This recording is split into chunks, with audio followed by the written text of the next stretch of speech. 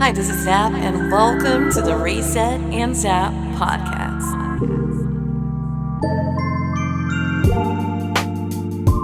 I just need a reset. No, it's not enough to press pause. I think I need a reset. I need a reset. Reset.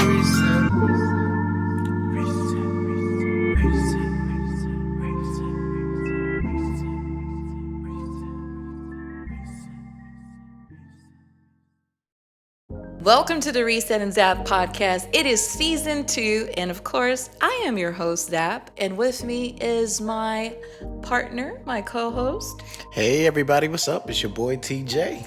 And I'm so excited because what a way to start season 2. Oh yeah, you already know. Brand new set, brand new place, giving that whole new vibe to the entire Reset and Zap podcast. We wanted to surprise y'all, and what a way to surprise everyone. Check it out, man. I think it's pretty legit right now. It's our new crib. Yeah, you like it? It's a new place. Got plants and stuff, man. We fancy up in here. Yeah, we're gonna chat it up. We leveled up. Yeah. We leveled up, ladies and gentlemen. But I'm excited for this episode because I know you all have been waiting for what we're gonna be discussing in this podcast. So, to break it down, we're going to start with a Chef Kiss segment where we're going to be discussing the versus of between gamers and collectors. So gamers versus collectors. Okay. And then later on, we're going to do our reset segment where we're going to be talking about gaming or collecting on a budget.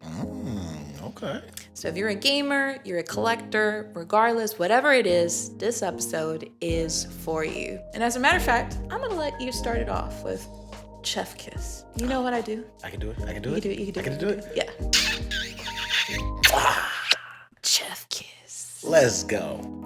So this is a really exciting topic because I think we both can come together and talk about this because I consider you more of a gamer, and I think that's fair. I've been collecting for a minute.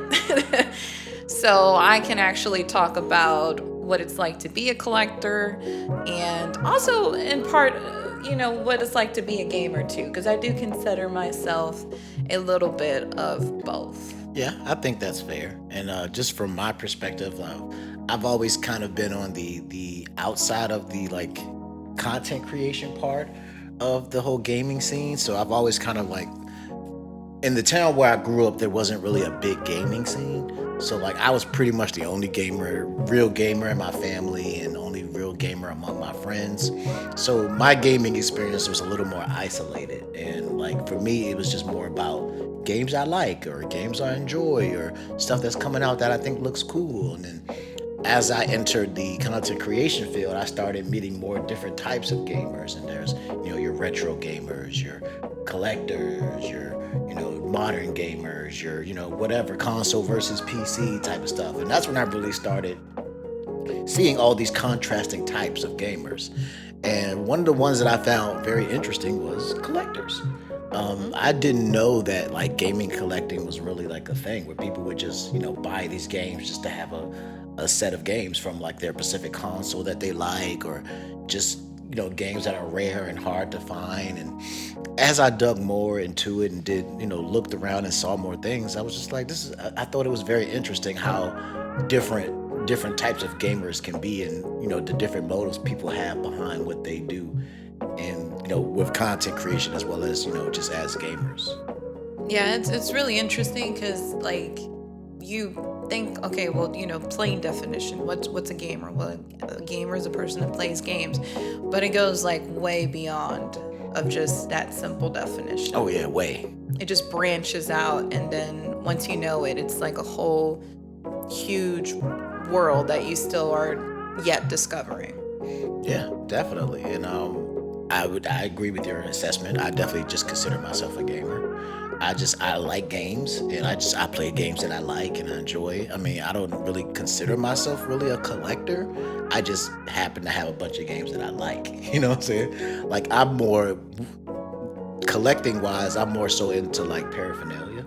As you've Okay. seen with my like Zelda collection, I just like, the game magazines or posters or just items and articles that come from gaming, not necessarily the games themselves. And that's not something I started until recently, and until me and you got together. Even at that point, before that, I would just buy a game that I like and play it, and then if I like it, I kept it. If I didn't like it, I would sell it back and get something else or whatever the case may be. And then there's those collectors out there who are more like, oh, I want to look for this specific game because it's rare or hard to find or whatever. There's some kind of like story behind it. And I mean, to be perfectly, is it okay if I be a little honest about it? Yeah, let's start. Well, let to be fair, because we can't assume that everybody knows what we're talking about. So, let's break it down. Like, what do you consider who's a gamer? So, what do you consider a gamer to be? Like, break it down from your area, the different types of gamers, and different things you can expect, and then I can, obviously cover the collector side. But if you have anything you've noticed from the collector side, feel free to share as Yeah, well. as far as me, people I consider gamers are, my definition is very simple. People who play video games. People who play video games who, invest in video games and just, they play video games. So I consider those people gamers. Within that, of course, there's your retro gamers, which I would consider just people who prefer older video games to modern stuff. They collect the original consoles and they play the original games on the original hardware. And those are your more hardcores. And that would be your retro gamers. Your modern gamers are pretty much the other category, people who just prefer newer stuff and they buy the new consoles, they buy the new games as they come out, type of thing.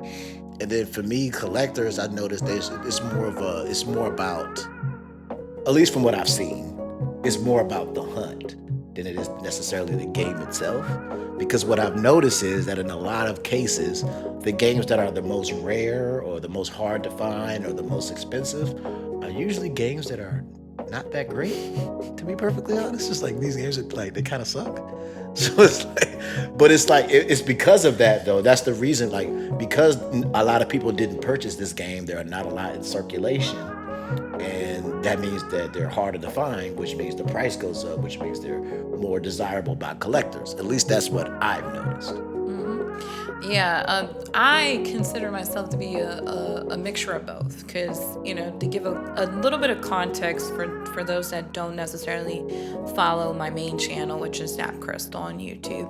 I come from a family of gamers, so everybody in my family is a gamer. My mom's a gamer, my dad's a gamer.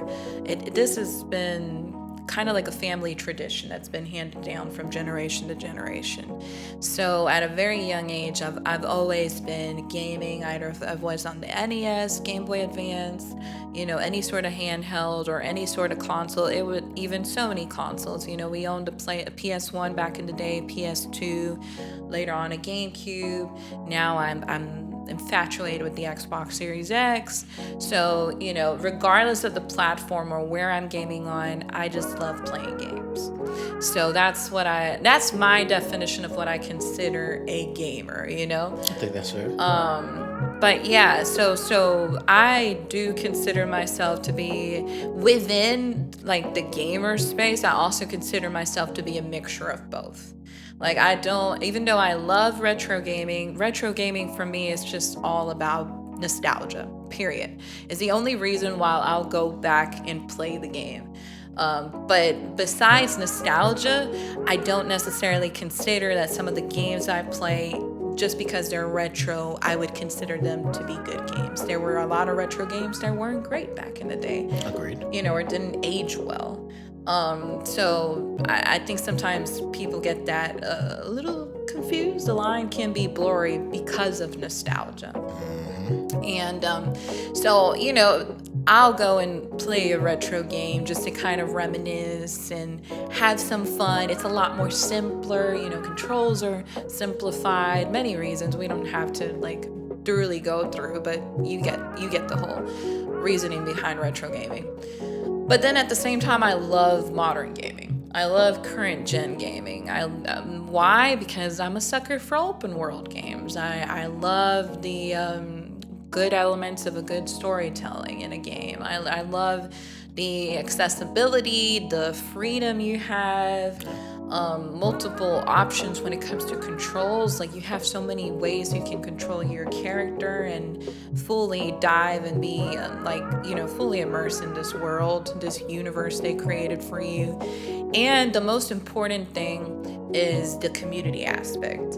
Like, if you play a certain game, there's a 100% chance there's going to be a hardcore fandom or community behind that game. Oh yeah, 100%. And I think that's the other thing that's really cool about gaming. I don't know if you want to share a little bit about that, about the being able to connect with other gamers that like the same game. Yeah, definitely. Like I said, in my original gaming history, back in the, I would say, NES, Super Nintendo, Sega Genesis, probably all the way up to N64, my gaming experience was kind of like, what's the word I'm looking for? I can't even think of the word right now. Isolated.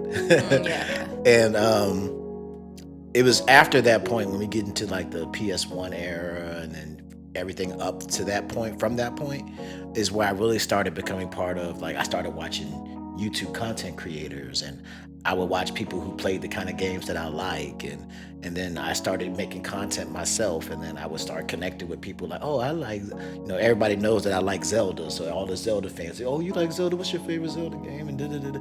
And the next thing I know, and I'm having all these conversations and communications with people about different kind of games, and I always thought that was really cool, and I really enjoyed that aspect of the gaming space in general, is that there's a community for everybody. It's like, if you are a retro gamer, there's a big community for that. If you're into modern gaming, there's a big community for that. If you're a little bit of both, you can kind of bounce around. If you're a collector, there's a big community for that.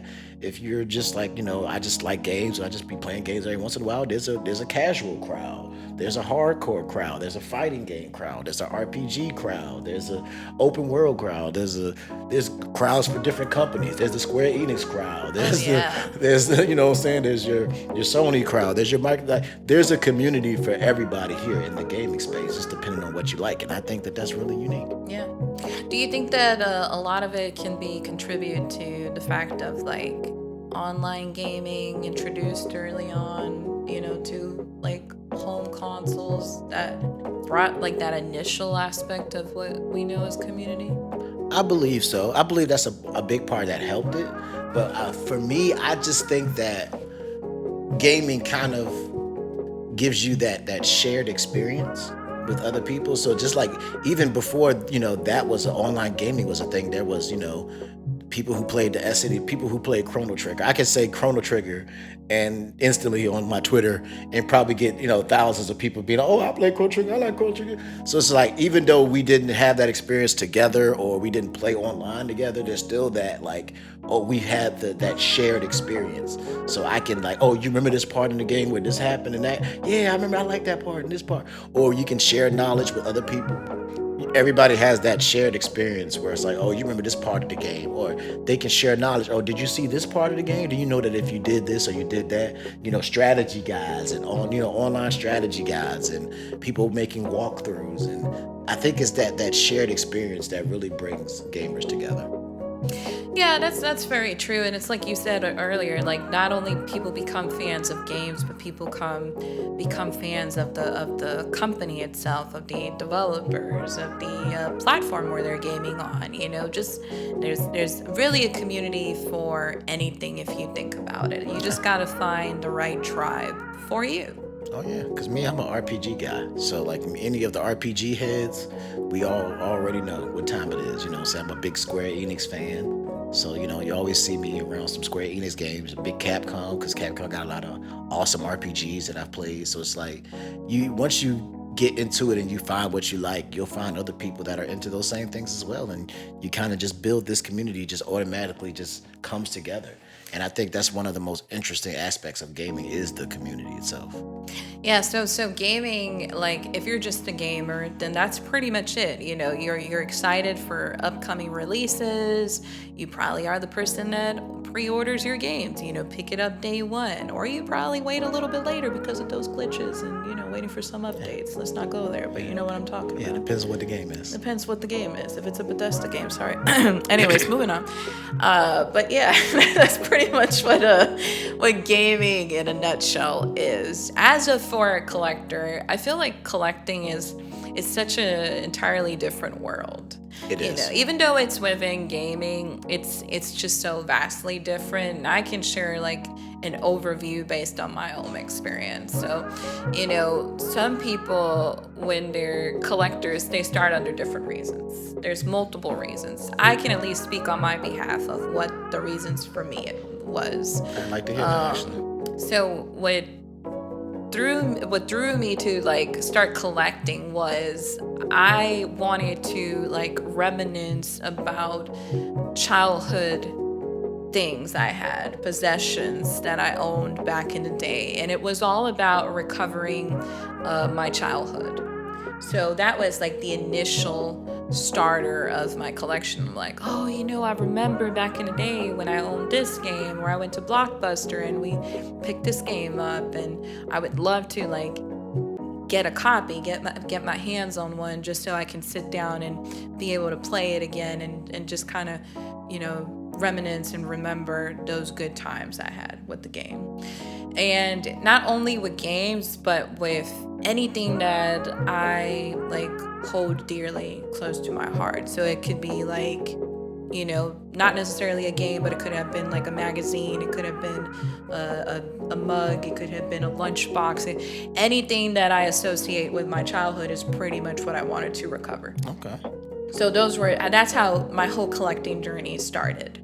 So once it started as simple as me wanting to pick up my first game, which was Miss Pac-Man. And I've talked about this before, but the way I got my first item for my collection was a dear friend of mine, Haley, knew I was at a con one day and I was like game hunting, and I just wanted to pick up this copy, which is not very hard to find. It's pretty common. Yeah. But for me, it was special. It meant much more than, it's a common game, because I grew up with it. So Haley, my friend, picked it up and gifted it to me, and that's what like ignited that passion of I want to go and collect. So from there, I started collecting my Flintstone mugs. I wanted to like collect my Roger Rabbit lunchbox. Yeah. I forgot the correct name. Who Framed Roger Rabbit? Who Framed Roger Rabbit. And but once then it kind of evolved.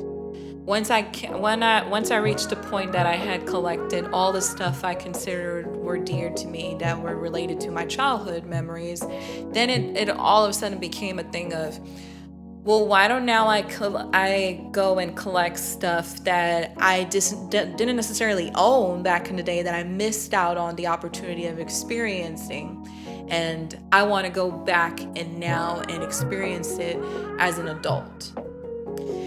And that's the dangerous part, because now you're like, I started with a console in mind, but once it just kind of started branching out. Okay.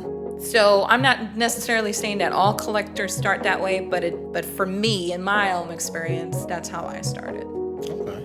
So it seems like there's two different types of collectors then, from what I've seen and noticed myself. Like, it's those collectors like you said, who are more into like, I want to buy things that remind me of my childhood. This is a console that I grew up with that I love, so I want to collect a bunch of games that I had for it and kind of just rebuild my childhood. And then there's those collectors who just want to collect, basically. Like, I'll get any console, even though it may not necessarily be attached to me in an emotional sense. I'm just really into gaming, so I just want to collect it. Because like that would be kind of like how at one point I wanted to get into collecting. I wanted to get into the GameCube, because I didn't have one as a kid growing up. So like I wanted to like experience like some of the GameCube stuff that I missed out on, that I didn't get a chance to experience. But then I looked at how expensive GameCube stuff is right now, and I was like, you know what? I'm gonna put a pause on that right now, because right now GameCube stuff is apparently high and super expensive. So I'm like, I'm okay. I'm gonna stick to my Zelda collection for now. It's like I'm only like scratching the surface, but just to like put it in a nutshell, because it's impossible to like break you down every single one, but like some collectors do it for the sake of preservation. They just want to preserve gaming history, and then within that niche, you have collectors that don't really care for going for complete sets, while other collectors care about going for that complete set for a certain platform or a certain console, and it don't matter how much the game costs. They're very meticulous of completing that whole like North American set, or imports, that people that jump into imports that are curious about games that never released in US territory and they want to go after those games. And then you have people that are like the more like obscure and rare and sought off, items that are just harder to get, and so every collector is vastly different. There's people who are meticulous even in the details themselves, like they, when they collect the game, some people may not care. They like the aspect of an item being used with stickers on it or writing or markers or stuff, while there's other people that have to be like brand new, sealed, CIB. I say complete in box, yeah. Complete in box, and then they'll like go and send it somewhere to get it like rated, praise and stuff, and add value to their collection because they see it more as a monetary factor, like a monetary gain, and so like again, it's hard to explain, but there's so many different collectors. So when you start collecting, it can be very overwhelming at the beginning because you're not necessarily going to bump into the same type of collector, and sometimes your opinion will clash with theirs depending how they view collecting as a whole. I can see that. Yeah. And I can see it getting very complicated, which is why I stay out of it. Mm-hmm. Yeah, so it's for me it was really interesting because when I started jumping into things I didn't necessarily own, I went into for what appealed to me. So, I went for the 3DS. I never owned a 3DS back in the day. I really wanted to own a 3DS. So once I went on this crazy 3DS journey of just collecting every 3DS game I could get my hands on. Yeah. And done a pretty good job with that. Yeah, now it's like I've wilded out. Got quite a few. And then that's how I did my Resident Evil, collection too. But for Resident Evil, the reasons for Resident Evil collecting was completely different to the 3DS collecting. As crazy as it may sound, because for 3DS it was, well, I always wanted this console. I couldn't purchase this console. Now I want to get it. For Resident Evil, it was more so, wow, I really like this franchise, and I just want to go back in history and like see how Capcom has evolved the franchise. I want to see how many changes the game went through, how many companies worked with this game, like the whole like history behind this franchise that I really, really love. And those are the reasons for the Resident Evil collection that I hold dear to my heart, because when I look at it, I'm like, wow, they went through a lot to become what it is now. So it's really interesting, and as you can see, it's very, very different to, let's say, a gamer is, because I hate to say it, but it's the truth sometimes. The majority of the game collectors, and I'll include myself in this one, the majority of the collectors sometimes don't play 100% the games they own. Yeah. It's just the fact of the thrill of going out, game hunting, the story behind obtaining that one item that fulfills that person more than just sitting down and playing the game. Yeah. Yeah, I think that's what makes a big difference between gamers and collectors, is that with gamers it's more so about playing the game. With collectors it's more about the story behind it, the hunt for it, that's getting it, not necessarily playing it. Some people may play the game and realize they don't like it, but they'll still keep it in their collection because, the story behind it, or how hard they had to work to get it, or how much they had to pay to find it, or whatever the case may be. So I think that's what kind of makes that divide a little different. And I think that's what makes me definitely be more so on the gamer side, because like for me, if I play a game that I don't like, it's going back. You know what I'm saying? It's going back. I want something else that I actually like. And as far as collecting, I'm more so collecting, like I said, more so like paraphernalia type things, like the hat, my Zelda hats, and my shirts, and my posters, and not necessarily more so the games. You know what I'm saying? Because like I could collect a bunch of Zelda games, but most of them I couldn't even play because they're on consoles that I don't own. So it's like, Yeah. it's definitely a different kind of thing between gamers and collectors. But what we can all agree on is that games are awesome. Yeah. Oh, and it all has its pros and cons. There's pros and cons to being just a gamer, and there's pros and cons to being just a collector. In my case, I consider myself a mixture of both, because what I collect, I try to play it. So like right now, I not too long ago, I started this series where I did this 3DS challenge where I'm pushing myself to not just collect 3DS games, but I'm trying to play every one of them that I own. And it's been an interesting journey, so far, like actually sitting down, pulling out a physical media from my shelf and playing the game, because now I have more than just the story of how I obtained it, but also how I feel about the game itself. So I would consider myself a mixture of both. And then there's games that, like you said, I can never play because I don't own the console, or I have found out a little bit of the story and the game is really not that great, but I won't sell it because I know how much work I put into even getting it. So that's where my collector side kicks in, and I'm like, no, it sucks, but it's in my collection. Oh my, never mind, whatever. And this is my collection of games that suck. It'd be, you know what? That would be amazing. That would be like, look, I'm gonna just be honest with y'all. Oh, please do a video like that. Oh my God, please do a video. Games in my collection that suck. Oh, I would watch that. I would watch that. I probably would shock a couple of people. I would watch that. These are the games that I own that suck. Let's go. Like, But yeah, I love that we're having this conversation, because I haven't really heard a lot of people talking about the differences between gamers versus collectors. So if you by any chance are listening to this episode, I want you to comment below. Right down below. What do you consider yourself? Are you a gamer? Are you a collector? Or you're a little bit of both? And let us know how it's been overall, that experience for you. I would like to hear that. I'm actually very interested in hearing people's stories. So please drop those down there. Yeah. And with that being said, can we transition into our reset segment? I just need a reset. Oh, okay. Reset. Oh. Drop the stuff. Keep going. It needed to reset. Anyways, in this reset segment, we're going to be talking about gaming and collecting on a budget. Because yes, sir.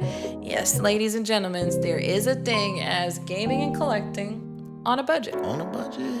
So yeah. I think what I'm going to do is I'm actually going to leave you the part of gaming on a budget. Okay. And then I'll cover the aspect of collecting on a budget. All right, I'll jump this thing off there. For me, gaming on a budget is kind of I've always kind of gamed on a budget because it's kind of been, I've had really not much of a choice but to do so, because, growing up as a kid, I grew up in a lower income household, and my mom had, all these kids, and, there was no father around. So it's just like, money was tight. So I couldn't just go into a store and just buy every game that I want. So like for me, gaming on a budget is more about focusing on the games that you like, doing your research. Like for me, there's only very few games that I'll buy without research. Like the only games that I'll buy without really looking into it is Zelda, of course. Probably Resident Evil, because I'll probably buy that too. And Mario. Because, if it's a Mario game, it's probably good, so I'm gonna buy it. But like outside of those titles that I just, I'm gonna buy regardless, I usually look at, all right, what type of game is it? Is it a genre that I'm typically fond of? What is like a synopsis of the story? What is it about? What does the gameplay look like? What do the graphics look like? Like kind of figuring out what titles you feel like are gonna suit you the best. And then I kind of just focus on those and like play those games. And then instead of what a lot of people do is they'll buy one game, start playing that. They'll see another game come out, buy that game. Still playing the first game, but then you start the second game and you buy another game. And third game. And whereas for me, I like to play games through completion. Like I'll start a game. I'm like, all right, this is the game I'm playing right now. I put that in my Switch or my Xbox or whatever we're playing at the time, and I play that game through until I'm done. And then I'm like, all right, what's next? And if you keep that up, you'll notice that you're not buying as many games because you're spending more time with each game, and you're not worried about playing the next. Oh, I need to hurry up and beat this game so I can get to the next game, so I can get to the next game. So it's like I like to spend quality time with my games. Like I would like to play as much as the game is out I want to play.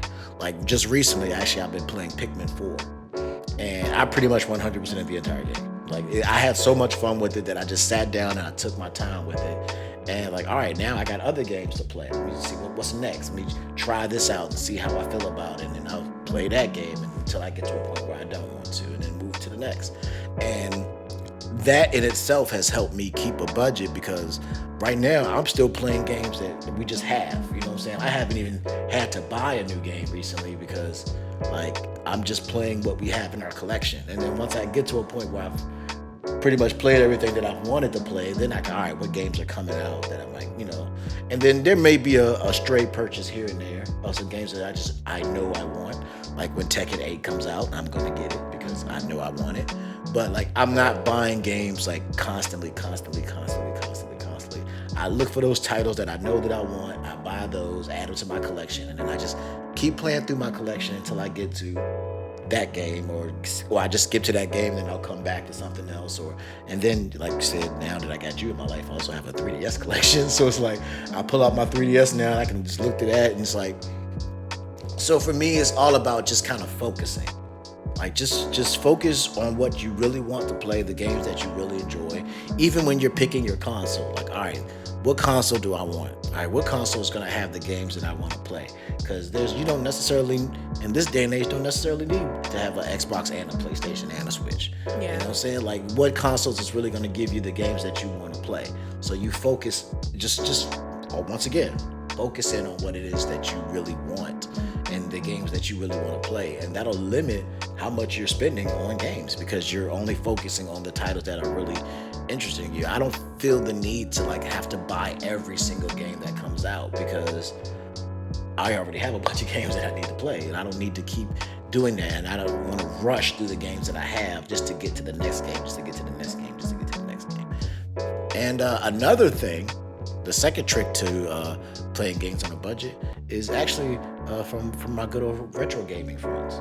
Sometimes you just go to a store, like I like to go to the local game exchange and just look at old like Xbox 360 titles that I never played. Like, oh, I never played this. And you'll find them on sale, $5-6, something like that. Like we got the whole Watch Dogs collection. I think for like less than like $25. It's like $25, and we got all the Watch Dogs 1, 2, and Legions. So now I get to play through a series I've never played before. I never played Watch Dogs. Played Watch Dogs 1, had fun. Started Watch Dogs 2, haven't finished that yet, but we'll get back to it at some point. And so like that's another thing that can help you game on a budget. It's like sometimes going back and playing some older games that you can get for cheaper prices. Like I said, I think that day we bought like 5 or 6 games. Yeah. And we spent like maybe $50. I think even less, honestly. Yeah, like I would say $50 at the most for like 5 games. So it's like an average game now is $60-$70. So it's like for less than the price of one game, we came home with 6 games. Yeah. You know, sometimes it's okay to wait to play a game, and it might get cheaper later on. You know what I'm saying? Like, so I love like reaching back and playing like older games, that especially with the Xbox, because the Xbox gives you that backwards compatibility with a lot of games. So it's like you can just grab a 360 game here and there and play that, or grab an older Switch game or whatever consoles you have. Maybe you could just reach back to whatever came previous and try to get some of those older games that might be cheaper now. So that helps a lot too.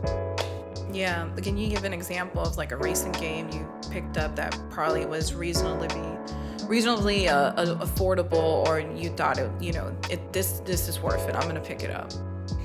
Recently, it's been a while actually. I haven't because the last couple games I bought you Super Mario RPG. Well, to be clear, listen, we're not only talking about in your case that you're a gamer, we're not only talking about like physical media, we're talking about like digital games as well. Oh, well, that's actually would be a third thing, is actually digital games. Yeah. There are certain games that are like super dirt cheap if you get them digitally. Like a lot of times you can catch these sales. Like right now, Capcom is having this sale with all their like DLCs and stuff like that are like dirt cheap. Like recently I got the Phoenix Wright collection. I think I paid like $15 for it, and it comes with the first 3 Phoenix Wright games all in one collection. And that I'm having a really, I've only played through the first game at this point, and I spent hours and hours on that first game. It's really good. It's a really good game.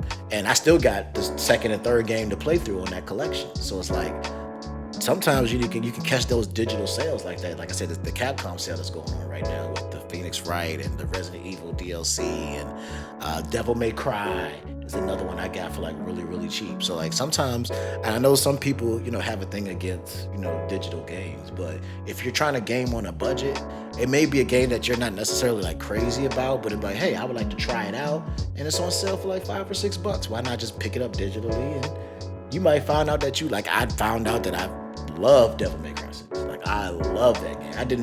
Hadn't played a Devil May Cry game in a long time, and I saw the game was on sale, and I was like, you know what? I used to like this franchise. Let me try it, and then found a game that I absolutely fell in love with. And I think it's one of the best Devil May Cry games ever made.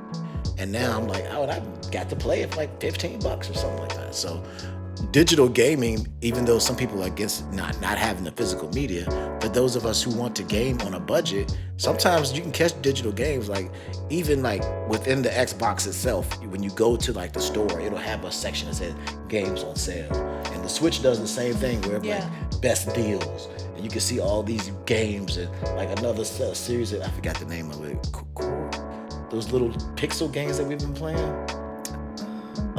Could you have like I got the Game Dev one, and you got the. Oh yeah, it was like a Japanese company. Yeah, I can't think of the name of the company. I forgot the name of the company. But they have like these pixel art games where it's like time management or. Yeah, it's like time management sims. There's one for like game development. You had the amusement park one. I have one for like an arcade. Yeah, they had an arcade one, and they're like couple bucks a piece, and maybe like $4 or $5. Yeah, and most of them even had demos, so you could try it out first and see if you even like it. And if you like it, then you could buy it for like $4 or $5. Sometimes like trying out a quick indie game. Like recently we played Vimbo. Yes. Which is a nice little indie game, which actually won a game award. Beautiful game. Beautiful game. Wasn't that expensive, and we got a good couple hours of experience out of it, and it was a very fun title to play. So like gaming on a budget will not only, keep you under a budget, but it'll also expand you to games that maybe you necessarily wouldn't have played before, because you normally just go for your AAA titles and stuff like that. Whereas you can game on a budget. You can pick up a game for $5, and if you don't like it, you didn't really lose out on $5. Yeah. Which I'm glad you brought that into this episode, because I had made a video a very long time ago of like, how can you play games for free? And I think people sometimes underestimate the power of a demo, because a demo is technically letting you play a game beforehand for free, just so you can experience it. Mm-hmm. And if you like it, then you're not wasting really your money. You're investing into a game that you actually know you're going to, get a couple of hours of just fun and joy in return. So yeah, something as simple as download a demo and try out the game. You might find out you like it. You might find out you don't. And you'll be glad that you didn't like drop $20, $40, $50 on the game if you didn't enjoy it. Yeah, for sure. I mean, honestly, that's how I got into Octopath Traveler. Because when the first one came out, they had a demo before the game was released. I got to play the demo, and I was like, I absolutely love this game, and now I own both titles. So like, demos is also a good way for you to try out games, and like I said, keep your gaming under a budget. But it's also good I think it's good for developers to like do that, because like you get people to play your game that normally wouldn't play it. And once they get a taste of it, they're like, oh man, I really love this game. Like I think Killer Instinct is a really good example, where it's like, it's pretty much a free game. Well, if you have Game Pass, it's completely free.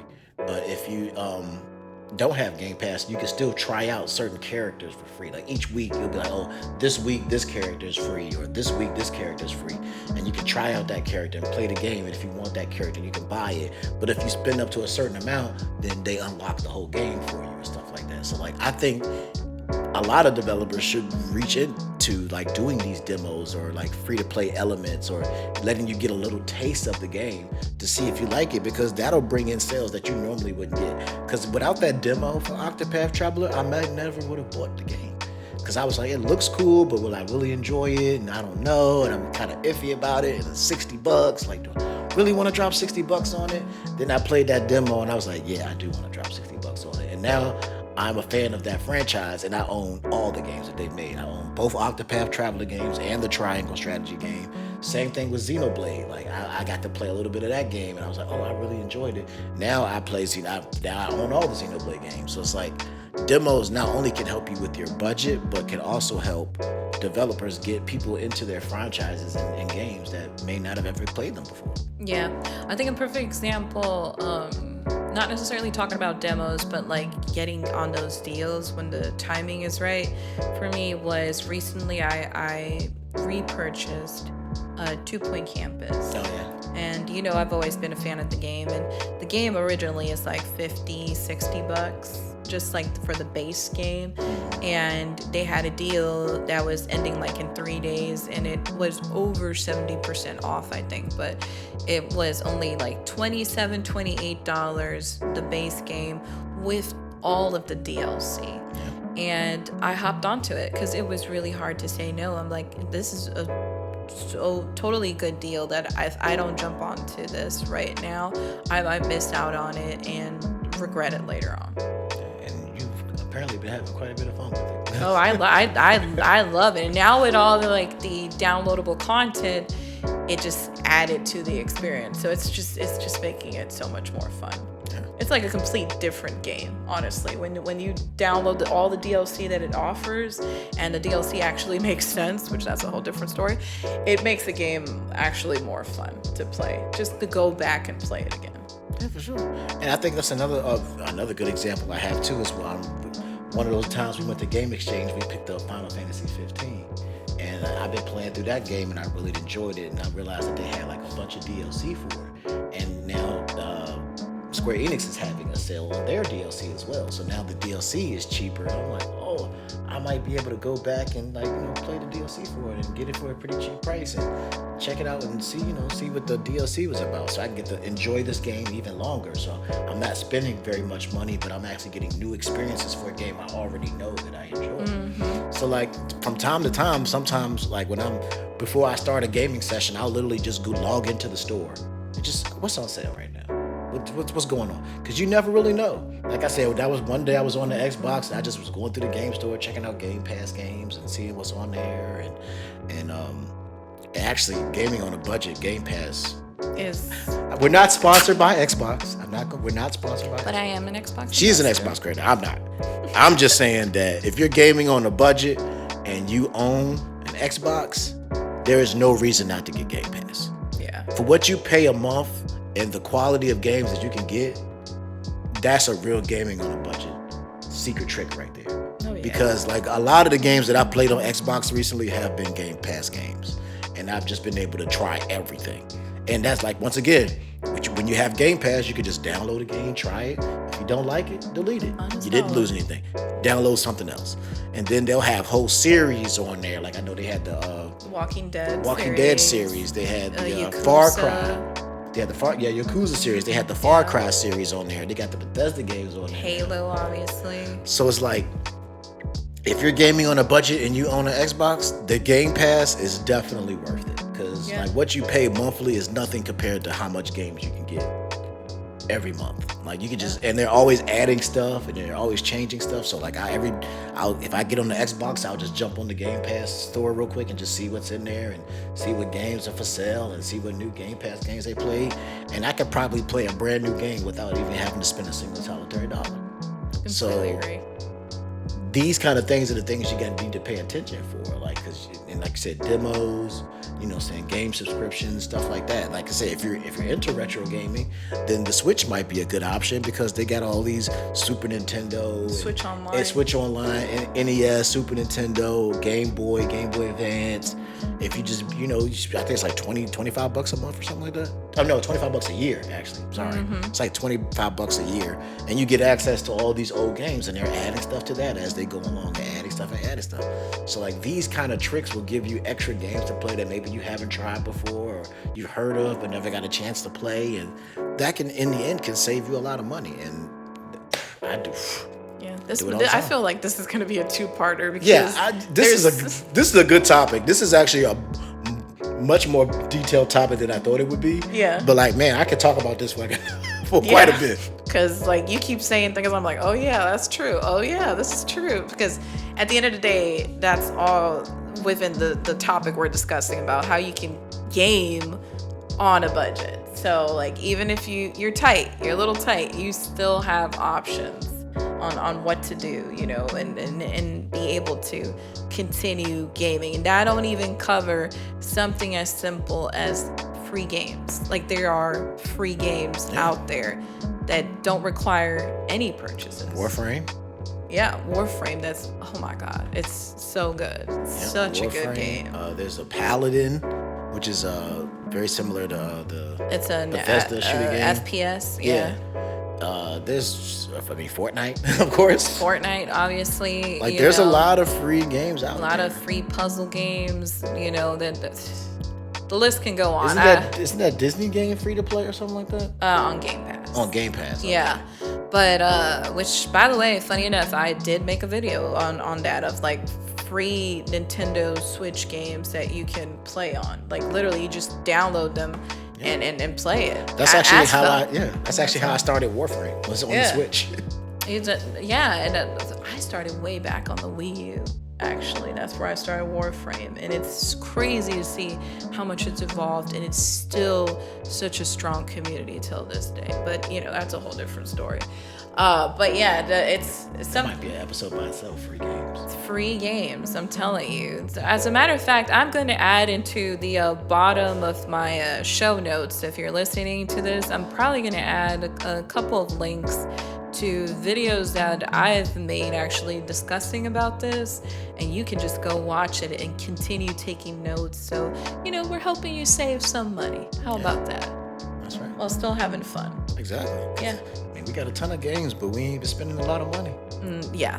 But this is only the gaming side. Now let's talk real quick about collecting on a budget. Oh, that's all you, baby. So for collecting on a budget, I've done like multiple things over the course of the years that has helped me get the games that I now currently own. So, you know, let's start off with like simple local stuff. So, you know, depending where you live, I know this may seem different, you know, depending on what state you are, but if you're blessed like I am, where you have a bunch of like local retro game stores, such as like Game Exchange, you explained earlier, and even if people don't like it, as simple as your GameStop. You know, you can, a lot of these stores offer like membership programs where you pay an annual or monthly fee and you get members like discounts for like trade-ins, or when they have like special sales going on, games that are going to go on clearance, whatever it may be,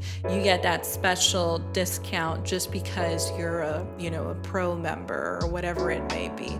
So, you know, it may seem like an investment at the beginning, but it actually will save you money along the way, because when you game hunt, sometimes you get doubles, and I know a lot of collectors understand what I'm talking about, where you get a game that you're going to keep in your collection, but then you try to sell the other one to recuperate,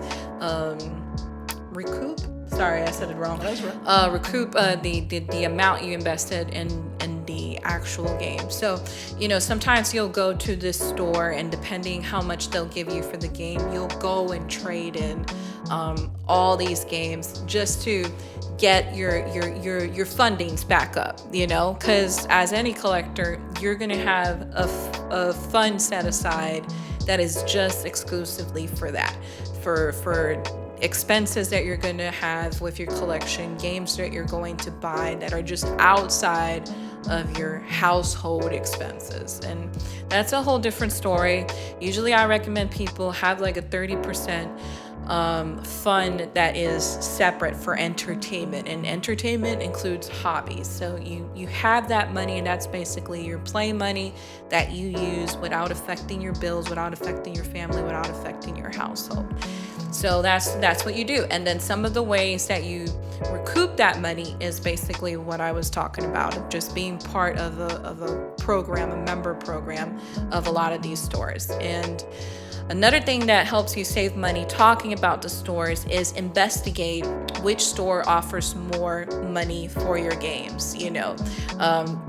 Don't go to a half price book. I hate to mention names, but don't do that, because it's like you're barely getting pennies or dimes for your games. Like, actually do your research and check out stores that care about games and they know how much these games go for the market, and you'll get a reasonable amount in return. That also applies as simple as other private collectors. Other private collectors are on the same journey as you. They're trying to get a game. You might have that game, and it is as simple as doing a trade. You might have a game this person wants, this person has a game you want, and if the value is, on par, then you guys can do some sort of negotiation and trade, and you didn't really waste any money. You didn't really spend much. You just spent whatever the value of that game was. I actually have a question. Now that you brought that up, have you ever done that before? Oh, I have. I actually have. Yeah, I actually have. Like, a lot of my games in my collection, I have done like trade with another collector. Because I've actually never heard of that as a thing, but I've never heard of heard people do that before. A lot of collectors, not all collectors will do it, but if you have a good relationship, that's where the community aspect comes in. Okay. If you're part of a group of collectors and you know this collector very well, this collector knows you, and you guys have like similar interests and expectations regarding to your collecting habits, you can do such negotiations like that. So, for example, a collector will be like, without saying name of a game, it'll be like, oh, I got this game for this platform, and this game, it values for like $800. If you can give me several games that amount to that value, or something like that, or something that might interest me that I really need or I want in my collection, we can do a deal. And people will do that. Okay. Yeah, people will do that. So that's another way of collecting on a budget. Of course, the same way goes that you don't necessarily trade, but you negotiate with the same collector and be like, okay, this person maybe wants cash, but because you're a collector to collector, this person will probably not sell you the game to what they would sell to an average consumer, like a retail price. They'll probably just tell you like, hey, this is how much it's going in the market right now, so I'm going to give it to you actually for like the base amount, this amount. And then you'll be like, okay, that's pretty reasonable. So you'll still save money because that person is actually being reasonable with you. But it's because you guys have the same understanding of, how much that game is going for market-wise. So you're still saving on a budget. Another way that I've gone the majority of my games is as simple as, and you'll still have to be careful, but as simple as like going online. Now, I know that not all collectors agree on that, because a lot of collectors are like, no, I want to go, in person. I want to be there and, the thrill, the hunt. But if you're okay with searching and surfing on the web and trying to get your games online, then this will be your best friends. As simple as eBay, as simple as Facebook Marketplace, as simple as your Facebook groups, or Macari, which that's actually how I got you that Code Veronica game you wanted for your collection. Another one of my best friends, And if you take the time to actually research the seller, research reviews, see how people feel about this, this certain person, and you take the time and you know how much a game is going for, then you're not going to get scammed. You're going to get a good deal, and the majority of the times you're going to be fully satisfied. A perfect example of a game that I did that online was Resident Evil Gaiden. Resident Evil Gaiden, there was no way I can find that game in person. So I had to search. It took me probably 6-7 months online to get everything I needed for that game. But it was because I was patient enough to do that online.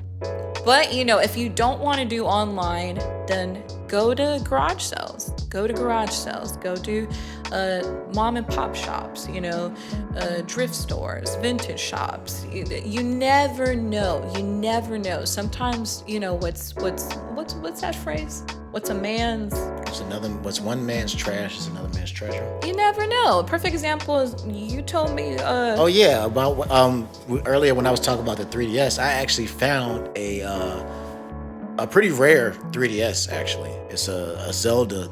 It's an all black and gold Zelda 3DS, and I was at a garage sale, and the guy apparently didn't know what he had and sold it to me for $20. And once I got it home, not only was it a Zelda 3DS. Was it $20 or $5? $5. That's $5. Right. You're right. $5. You're right. I'm thinking about something else. It was like $5, and when I got it home, I realized I looked at it, and there was actually a game still in it, and it was Majora's Mask 3D. For $5. So I got Majora's Mask 3D and a rare Zelda 3DS for $5. Yeah. So you just never know. And this includes also, and this might be a little bit more riskier, but conventions. When you go to conventions, there's a good chance there's a bunch of sellers. They're willing to negotiate. They're willing to change their prices. Don't be scared of negotiating with sellers. I do it all the time. Yes, she does. I do it all the time. Like, a seller knows when you're a collector or not, period. They know who's an average consumer, an average everyday buyer, and they know who's a collector. So the way they negotiate with an average person to a collector is very different. They're prepared to negotiate with you, because usually, I don't like to bring this up, but usually the majority of the times, sellers will purposely up their price at a con, because they know that if they were to negotiate, they can lower their price still to a point where they feel it's okay and they made a sell. That's actually how I got my CIB Legend of Zelda game, because you talk to some people. Oh yeah, I'll get into it. You don't know the stories I have. Stories I have. Okay. Yeah, the ones you've witnessed. Ain't no posting in this one. Ain't no post in this magazine, so it ain't worth that much money. So you shouldn't even be charging that much. You don't even know what you got. Yeah, it's because when you're a collector, you have your your apps where you track all of your collections, so you know how much is going in the market. But then you have other websites like Priceline and not Priceline. Why am I thinking about Priceline? That has nothing to do. Scratch that. That's for travels. You want to take an flight? I want to take a flight, but it's pretty much like a website where all you do is you just type in the game, and it literally will tell you how much the game goes, if it's either loose, if it's CIB, and then how much it goes for if it's new. Yeah. And then it also shows you a track record, and this is really fascinating too, of all the sales that have happened in that month and how the prices have fluctuated, and if it's sold and on what platform it's sold. Oh, and for all you non-collectors out there, CIB means complete inbox, because I didn't know that. So I don't assume that people know what you're talking about, because I, as a non-collector, did not know what that meant. Yeah. It means complete inbox. It means you get the game, the box, the manual, any other things that came with it. Everything that came with the game when it was originally sold is considered complete inbox. Complete inbox. CIB. And then last but not least, and I can go on because like I said, this is like a two-parter. But collecting on a budget in a nutshell, like last but not least, as simple as just free items, free gifts. You don't know how many times I've gone to a store and they had like a tub that they were ready to throw away, and there's an empty box or a manual from a game I need. I'm like, hey, can I just have it? And they're like, yeah, just go ahead and have it, and I'll complete something in my collection for free, or another piecemealing in general. Yeah, the Frankensteining, like I like to call it, where you just piece everything together until you have everything you need, and then you'll have good friends that you've developed over the years, and this collector knows your collection really well, and then all of a sudden they'll be like, look, you know what? I got this game. I know you want this game. Here you go. This is a gift from my collection to your collection. And I feel like those are so special too, because if you're a collector and you know that other person is a collector, you value it because you know from what place it's coming from. So when it's in your collection, you're like, wow, this person really entrusted me with something that originally belonged to him or to her.